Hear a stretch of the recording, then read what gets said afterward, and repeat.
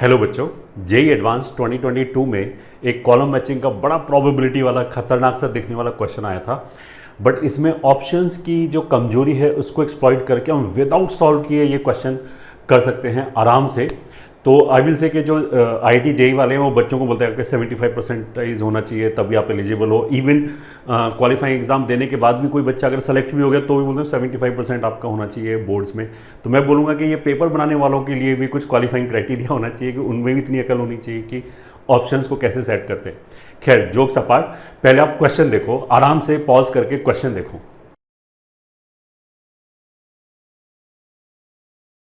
अब मेरे ख्याल से क्वेश्चन पढ़ के आपको आराम से ये समझ में आ गया होगा कि जो दो प्लेयर हैं P1 और P2 उनके रिस्पेक्ट में पूरा प्रॉब्लम सिमेट्रिक है। तो सबसे पहले देखो ऑप्शंस की कमी क्या है। अगर मैं ऑप्शंस पे एक सरसरी निगाह डालूं तो मैं देखूंगा कि जो सेकंड ऑप्शन है वो हर जगह आ रही है तो मतलब ये सबसे बड़ी कॉमेडी है कि सेकंड का आंसर तो मेरे को पहले से पता है कि आर है। तो ये जो सेकंड ऑप्शन हो गया इसका आंसर हमारा हो गया आर।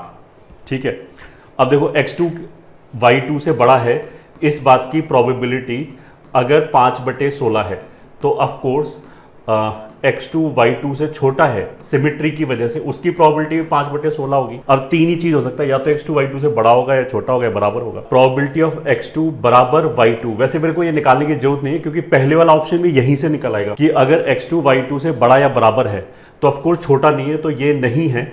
तो इसी से probability of x2 greater than और इक्वल्स टू y2 क्या हो जाएगी, एक में से घटा दो तो 11/16। 11/16 ये क्यू ऑप्शन, तो मेरे को पहले का भी पता लग गया कि क्यू ऑप्शन है, तो उसका मतलब क्या, ये आंसर नहीं हो सकता, ये आंसर नहीं हो सकता। अब इन दोनों में ए और बी में अभी कॉमेडी खत्म नहीं है, अभी और भी कॉमेडी है इन दोनों में। अब तुम ये देखो, इसने इस ऑप्शन में यहाँ पे टी और यहाँ पे टी लिख दिया दोनों जगह। उसका मतलब क्या है कि x3 y3 के बराबर है या फिर x3 y3 से बड़ा है। दोनों की प्रोबेबिलिटी को ये बराबर कर रहा है t 77/432। ये ठीक है, ऐसे कैसे हो सकता है, क्योंकि देखो x3 तीन ही पॉसिबिलिटीज हैं, या तो छोटा होगा या बड़ा होगा या बराबर होगा। तो अगर ये दोनों प्रोबेबिलिटी बराबर हैं तो ये तीनों जो प्रोबेबिलिटी है वो 1/3 1/3 1/3 होना चाहिए। तो ऐसा तो हो नहीं सकता, तो ये भी नहीं है आंसर। उसका मतलब क्या है कि आंसर ए है। मुझे कुछ भी सॉल्व करने की जरूरत नहीं है, इतना कॉमेडी क्वेश्चन था। तो जेई में अगर किसी ने बाई चांस ये ऑब्जर्व कर लिया तो जो इस क्वेश्चन को करने में जो टाइम लगेगा वो टाइम अगर उसने और किसी क्वेश्चन में इन्वेस्ट किया तो उसकी रैंक डेफिनेटली 500-600 ऊपर जंप हो गई होगी। All the best.